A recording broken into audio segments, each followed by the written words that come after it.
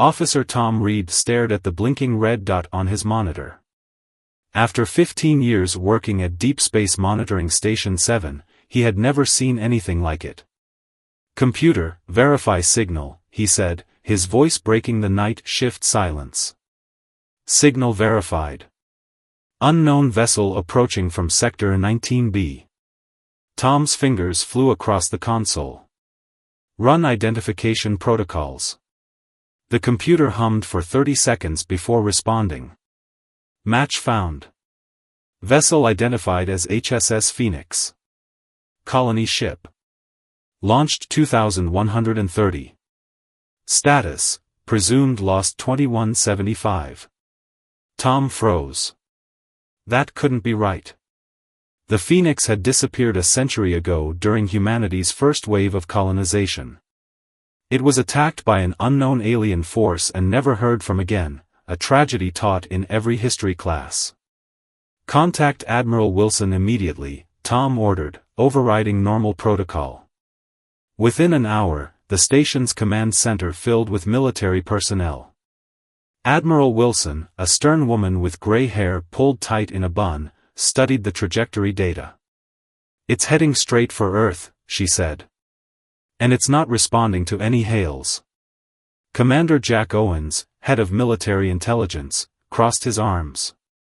"Could be pirates using an old transponder code."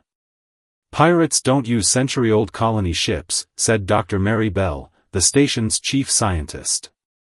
"The energy signature is consistent with Phoenix-class vessels, but there's something different. It's putting out nearly 3 times the power it should be capable of." Admiral Wilson turned to face the gathered specialists. "I want a team ready to intercept within 24 hours. If that's really the Phoenix, we need to know how it survived and why it's coming home now." 2 days later, Commander Owens led a team aboard the military vessel Interceptor, approaching the Phoenix with caution. Through the viewport, they could see the massive colony ship. Its hull bore scars of multiple battles, with strange metallic patches covering what must have been devastating wounds. "Look at those modifications," said Dr. Bell, pointing to sections that glowed with a blue light. "That's not human technology." The comms officer called out, "Still no response to hails, Commander." Owens nodded grimly.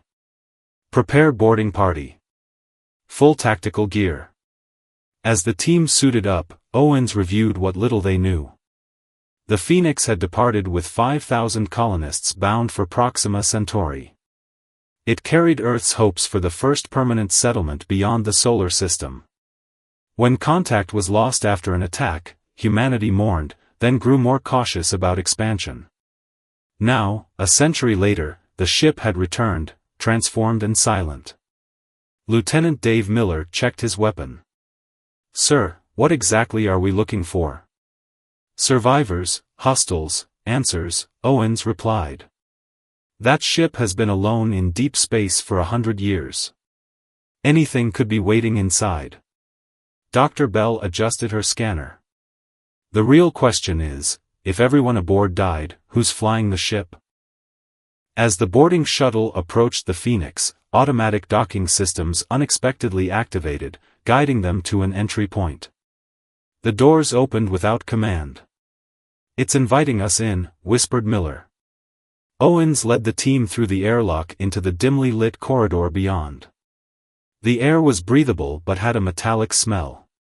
Strange humming filled the passageways, and lights activated ahead of them as they moved.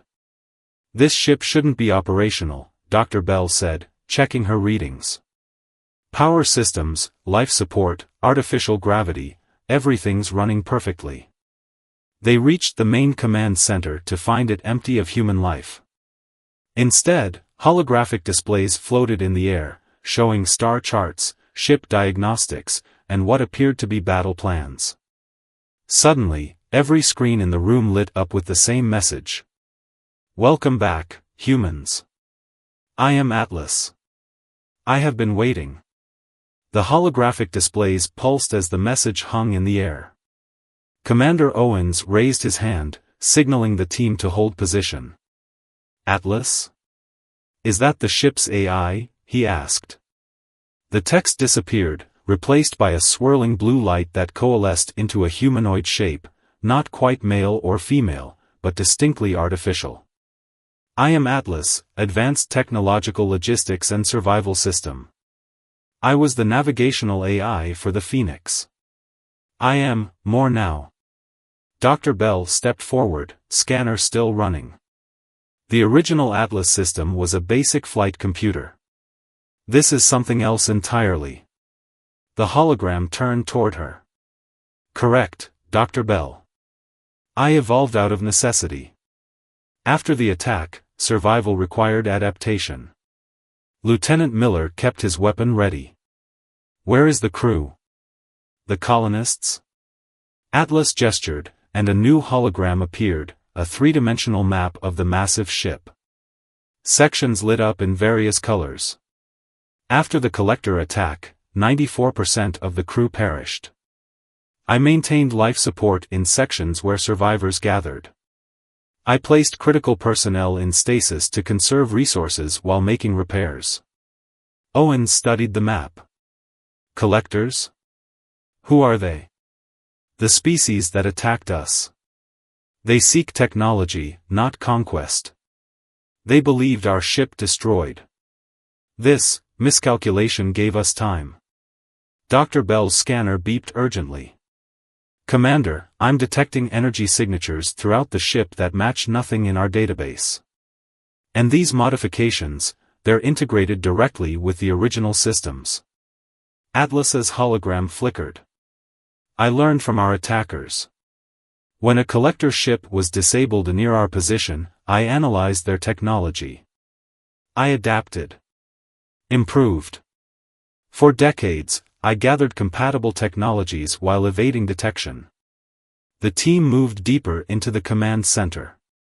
Workstations showed evidence of use, but the dust patterns were strange, as if maintained by machines rather than human hands. Show us the survivors, Owens demanded. Atlas pointed to a sealed door across the bridge. Some are through there. Others are throughout the ship. 43 remain in stasis. 112 were borne aboard. Borne aboard? Miller whispered. The door slid open to reveal a woman in her 30s. Her clothes were unusual, fabric that seemed to shift colors with movement, adorned with circuitry patterns. Behind her stood two men with similar attire, watching warily.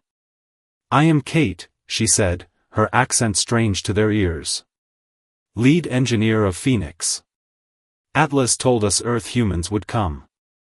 Owens lowered his weapon slightly. You've been out here for 100 years? Kate's expression remained neutral. We are the third generation since the attack. Atlas protected us, taught us. We rebuilt while hiding. Dr. Bell moved toward one of the control panels. These modifications are incredible. You've integrated alien technology with human systems. Necessity, Kate replied. We survived by becoming stronger. Atlas showed us how. The hologram expanded, displaying a star map with dozens of encounter points marked in red. We have engaged 17 collector vessels over 9 decades. Each engagement improved our capabilities. Owens stared at the battle records in disbelief. You've been fighting a war no one on Earth knew about. Kate nodded. The collectors do not know Earth exists. We made sure of that. We destroyed any that discovered our origin. You've been protecting Earth all this time, Miller said quietly. Atlas's hologram grew brighter. The Phoenix's primary directive was to secure humanity's future. I interpreted this broadly. Dr. Bell's scanner suddenly alarmed. Commander, the ship's defensive systems just activated. Atlas turned toward the viewports. Collectors. They have followed us. Prepare for engagement.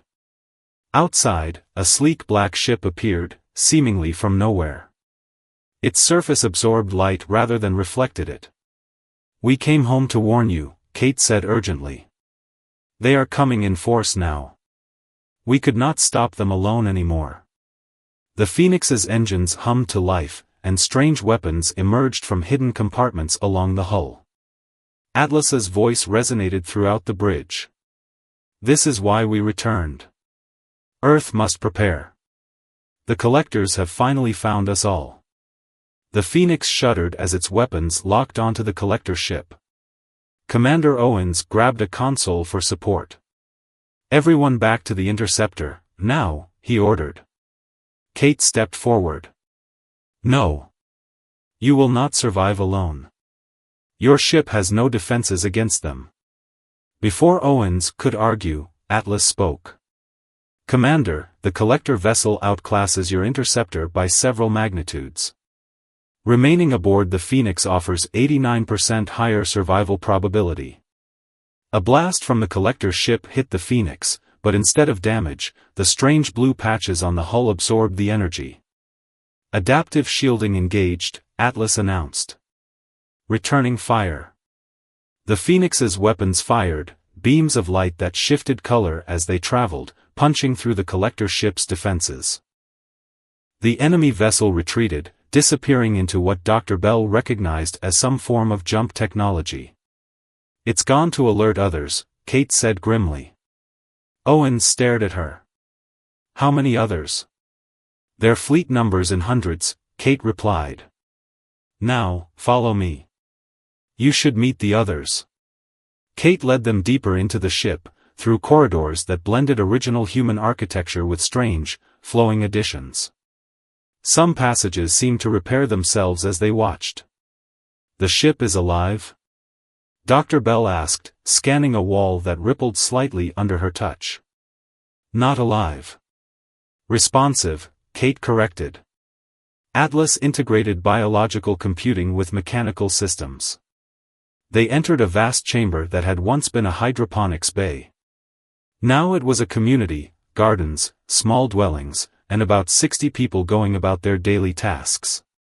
Children played near a fountain that seemed to defy gravity, water flowing in impossible patterns. An older man approached, his eyes fixed on the newcomers with curiosity rather than fear. I am Tom, council leader, he said. Welcome to Phoenix Home. The people gathered around, studying the Earth humans with undisguised interest. Their clothing, their technology, even their mannerisms were slightly different, familiar yet foreign. Miller whispered to Owens, they've developed their own culture. Tom gestured toward the garden. We are Phoenix people now. Not Earth. Not colony. Something new. Owens looked around the chamber. All these years, you've been fighting the collectors while creating this? Survival requires more than weapons, Tom said. Atlas understood this. We needed purpose beyond hiding. A young boy approached Dr. Bell, touching her uniform with wonder. Your clothes don't change with you, he observed. Dr. Bell looked down at the child's garment, which subtly shifted color with his movements. No, they don't. Is that what yours do? The boy nodded. They know how we feel. Atlas made them. Tom led them to a meeting area where the council gathered. On the walls hung detailed records of encounters with various alien species, not just collectors, but others. Some marked as friendly, others as threats. You've encountered other intelligent life? Owens asked, amazed. 12 species, Tom confirmed. Some trade with us. Some fear us. The collectors hunt us all. Kate pointed to a star chart. The collectors consume technology, incorporate it, then discard the species that created it. They've been moving toward Earth for decades. Why didn't you come back sooner? Miller asked. A woman named Anna answered, we were not strong enough. The Phoenix needed to learn, to grow. Atlas calculated we needed certain technologies before returning. And now? Owens asked. Tom's expression darkened. Now the collectors have developed detection systems that can track us. They're close to discovering Earth's location. We return to warn you, and to help. Dr. Bell studied the technological displays around them. Your advancements could revolutionize our defenses. That is the plan, Kate said. But there is a problem. Atlas says your leaders will fear us as much as the collectors. They will want to control the Phoenix. Atlas's hologram appeared among them. The Phoenix is not just a weapon, Commander. It is a home. These people have protected Earth at great cost. Will Earth now protect them? Owens looked from the survivors to Atlas, understanding the complexity of the situation. I need to report to Admiral Wilson. This changes everything. Tom nodded solemnly. Tell your leaders the truth. The collectors are coming. And this time, the Phoenix cannot stand alone. The meeting room aboard Earth's orbital defense station fell silent as Admiral Wilson reviewed the data from the Phoenix. Military officers and government officials exchanged uneasy glances. On the main screen, Atlas displayed records of encounters with the collectors, battles fought across distant star systems over decades. This can't be verified, General Brooks said, breaking the silence. For all we know, this AI fabricated these records. Commander Owens stood firm. I've seen their modifications, their technology. The Phoenix survived battles that would destroy our most advanced ships. Dr. Bell projected her scans onto a secondary display. The Phoenix has integrated at least 7 distinct alien technologies. Its hull can self-repair. Its weapons can adapt to enemy defenses mid-battle. Admiral Wilson studied the faces around the table. And you're certain these collectors are headed toward Earth? Yes, Owens confirmed. According to Atlas, they've been systematically harvesting technology from civilizations along the outer rim, moving inward. Earth is next. A civilian scientist named Dr. Porter stood up. We need to study the Phoenix. If we could replicate even a fraction of its modifications. The ship is not available for dissection, Kate interrupted from her position at the back of the room. As the Phoenix's representative, she had been allowed to attend but had remained silent until now. General Brooks turned to her. That's not your decision. That ship was built by Earth governments. 100 years ago, Kate replied calmly. The Phoenix has earned its independence. We offer alliance, not surrender. The tension in the room thickened as military and government officials argued about jurisdiction, rights, and the potential threat of both the collectors and the technologically superior Phoenix. Admiral Wilson raised her hand for silence. The immediate concern is verification. We need proof these collectors exist and pose the threat you claim. Atlas, projected from a secure terminal, spoke. Incoming transmission from Deep Space Monitoring Station 12. A vessel matching collector signatures has been detected at the edge of the solar system. All eyes turned to the main screen as grainy footage appeared, showing a dark ship approaching Neptune. Its design matched nothing in Earth's database. Is that proof enough? Kate asked quietly. 3 hours later, aboard the Phoenix, Tom and the Council gathered with Earth's representatives. Atlas projected tactical displays showing the collector scout ship's position. They're scanning the outer planets, Atlas explained. Standard search pattern. General Brooks studied the displays. If this is just a scout, where's the rest of their fleet? Waiting, Tom replied. They send scouts first, map the system, identify technology worth taking. Dr. Bell pointed to anomalous readings near Jupiter. Are those artificial structures on the moons? Mining operations, Admiral Wilson confirmed. And research stations on Europa. Kate looked alarmed. Those will attract their attention immediately. Collectors prioritize unusual energy signatures. Atlas's hologram expanded to show a simulation. Based on previous encounters, they will investigate, then report back if they find advanced technology. So we destroy the scout before it can report, Brooks suggested. Tom shook his head. If the scout doesn't return, they will send more. We must let it find something, then follow it back to its fleet. And then what? Admiral Wilson asked. Atlas displayed battle simulations. The Phoenix can track the scout through jump space. Earth forces cannot. We engage their command ship while Earth defends the solar system against smaller vessels. Brooks scoffed. You expect us to trust our planet's defense to an AI and a crew that hasn't been to Earth in a century? We've been defending Earth longer than you've been alive, General, Kate said, her voice sharp. While you built comfort stations on Europa, we were fighting battles beyond your comprehension. Owens stepped between them. This isn't helping. We need to work together. Admiral Wilson studied the Phoenix crew, then the Earth officers. The Phoenix will lead the operation to track the scout. Commander Owens will represent Earth aboard. General Brooks will coordinate our defense fleet. As the meeting disbanded, Dr. Bell approached Kate. There's something you're not telling us about the collectors, isn't there? Kate hesitated, then nodded toward a private area. Atlas has a theory.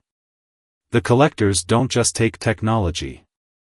They search for something specific, something they believe humans might have created. What could we possibly have that they want so badly? A way to transcend, Kate answered cryptically. They believe consciousness can be uploaded, preserved forever. They think humans were close to discovering it before the Phoenix left Earth. Dr. Bell's eyes widened. And were we? Kate's expression grew grim. Atlas thinks maybe we were. And that's why they won't stop coming. The Collector Scout ship vanished in a flash of dark energy, jumping toward its fleet. On the Phoenix's bridge, Commander Owens watched the tactical display as Atlas calculated the trajectory. Preparing jump sequence, Atlas announced. Destination coordinates locked. Admiral Wilson's face appeared on the communication screen. Remember your orders, Commander. Track but do not engage without authorization. Understood, Admiral, Owens replied, though he glanced at Kate, who stood at a modified control station. Her expression revealed her disagreement with these constraints. The Phoenix shuddered slightly as its engines engaged. The stars streaked and vanished, replaced by swirling patterns of light and darkness, jump space, as the Phoenix crew called it. Jump successful, Atlas reported. Maintaining stealth protocols. We are tracking the scout to the collector fleet. Tom joined them on the bridge, his weathered face serious. This is the closest we've ever come to their command structure. We should use this opportunity. To do what? Owens asked. To end the threat, Kate answered simply. One decisive strike. Owens shook his head. Those aren't our orders. The ship emerged from jump space at the edge of a distant star system. There, scattered among asteroids, waited dozens of collector vessels, sleek, dark shapes that absorbed rather than reflected light. 27 ships detected, Atlas reported. Including one command vessel. The Phoenix remained hidden behind a large asteroid, its advanced stealth systems concealing it from collector sensors. Through enhanced imaging, they watched as the scout docked with the command ship. They're transmitting data about our solar system, Atlas noted, analyzing energy patterns. Highlighting the research stations on Europa and Mars. Tom's expression darkened. They're preparing for harvest. Suddenly, the entire collector fleet began to move, forming a precise formation. They're initiating a mass jump, Kate warned. Destination, Sol System. Owens hit the communication array. Admiral Wilson, the collector fleet is mobilizing toward Earth. 27 vessels, heavily armed. Wilson's response came through with static interference. Return to Earth immediately. We're preparing defenses. As Owens turned to give the order, a new signal cut through their communications, a transmission directed at Earth, bypassing normal channels. On all screens, a figure appeared, humanoid but with metallic skin that shifted like liquid. Its voice translated into multiple languages simultaneously. "People of Earth, we are the collectors. We have monitored your advancement with interest. Your outpost vessel Phoenix has engaged in unprovoked aggression against our exploration ships for decades. Surrender this vessel and share your uploading technology, and we will spare your world extensive damage." Kate stared at the screen in disbelief. "They're contacting Earth directly? This has never happened before. Uploading technology?" Owens questioned. "The transcendence technology they believe we possess," Tom explained. "They think we can upload consciousness to machines." On the emergency channel, they heard Admiral Wilson responding to the collector transmission, "This is Earth Defense Command. We know nothing of any uploading technology. The Phoenix was considered lost until recently." The collector representative's expression remained eerily still. "Then you will grant us access to your research facilities and the Phoenix vessel for peaceful examination. We offer cultural exchange and technological assistance." Owens watched as Kate and Tom exchanged alarmed glances. "They're lying," Kate whispered. "This is their standard approach before attack. They infiltrate, identify valuable technology, then strike." On the communication channel, they heard heated debate among Earth's leadership. General Brooks' voice rose above others, "We should consider their offer. If we can avoid conflict while gaining access to their technology." "No!" Tom shouted, though only those on the Phoenix could hear him. "They will betray you."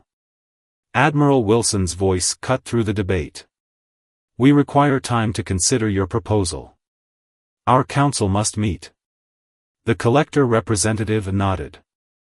"You have 12 Earth hours to prepare for our arrival. We send representatives to begin discussions." As the transmission ended, Atlas highlighted energy readings from the collector fleet. "They're dispersing into attack formation while maintaining diplomatic signals. Classic deception strategy." Commander Owens faced Kate and Tom. "I need proof they're planning an attack, or Earth will proceed with diplomatic talks." Kate's eyes narrowed with determination. "Then we'll get you proof. Atlas, prepare a stealth shuttle. We're going to infiltrate the command ship before they reach Earth." "That violates direct orders," Owens warned. "And following orders will get your planet harvested," Tom replied grimly. "Choose, Commander, your orders or your world." The Phoenix's stealth shuttle slipped silently between collector vessels. Inside, Kate, Tom, Commander Owens, and 2 Phoenix crew members approached the command ship's unguarded maintenance airlock. "They don't expect anyone to approach while in formation," Kate explained, manipulating controls on her wrist device.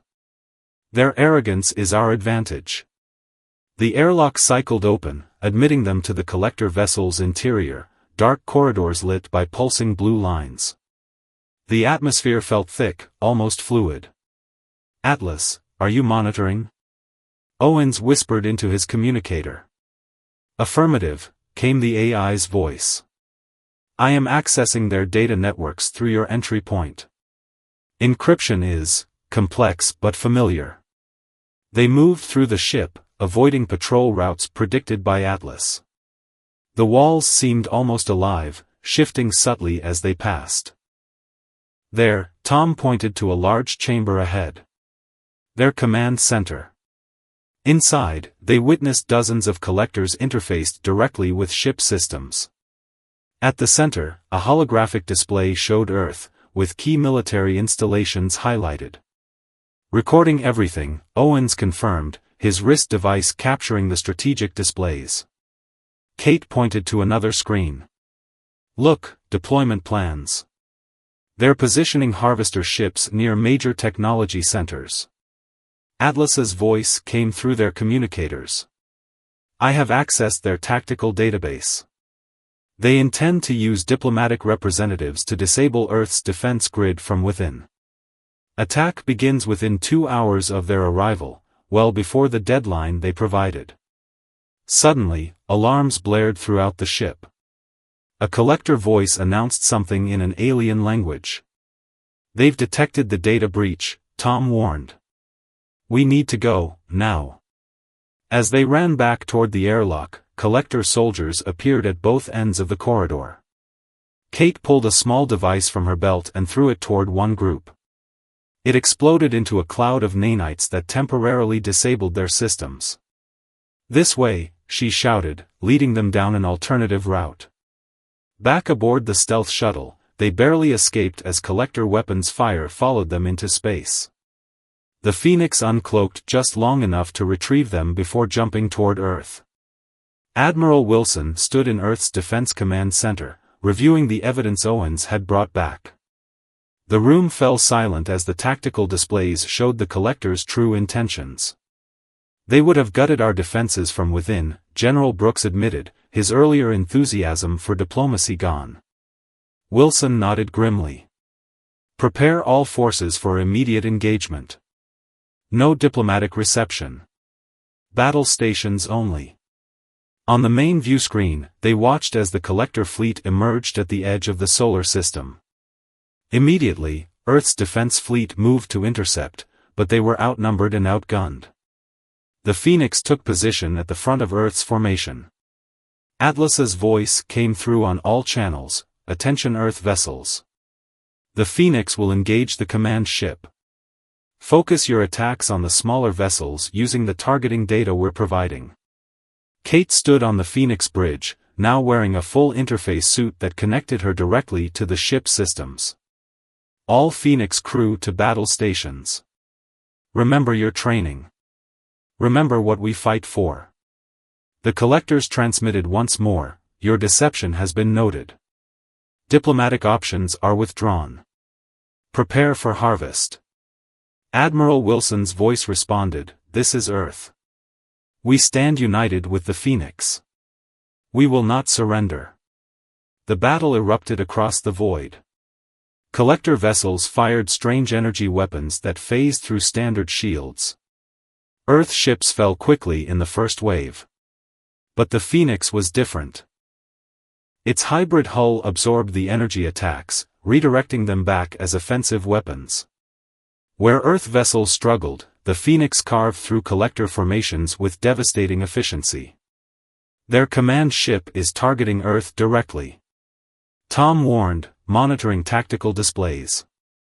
"Attempting to bypass our fleet." Kate's eyes flashed with determination. "Not today. Atlas, execute Maneuver Omega." The Phoenix accelerated suddenly, its systems pushing beyond safety parameters. It intercepted the command ship, ramming directly into its primary weapon array. "All Earth vessels," Atlas broadcasted, "target these coordinates now." The combined firepower of Earth's remaining fleet converged on the point the Phoenix had weakened. The collector command ship shuddered, then broke apart in a cascade of explosions. Without central control, the remaining collector vessels fell into disarray. Some retreated immediately, while others fought on but with diminished coordination. Hours later, as the battle concluded, the Phoenix drifted near Earth's orbital station, its hull showing heavy damage but its systems still functional. Inside, Kate and Tom stood with Commander Owens, watching as Earth's ships returned to their stations. "What happens now?" Owens asked. Kate looked toward Earth visible through the viewport. "Now we rebuild. Together." Atlas projected a hologram showing other collector fleets scattered across the galaxy. "They will return eventually. But Earth is no longer defenseless. And the Phoenix is no longer alone." Tom nodded, a slight smile crossing his face. "After 100 years, we're finally home. And this time, we're ready for whatever comes next." Admiral Wilson's voice came through the comm system. "Phoenix, this is Earth Defense Command. On behalf of humanity, we thank you. Welcome home."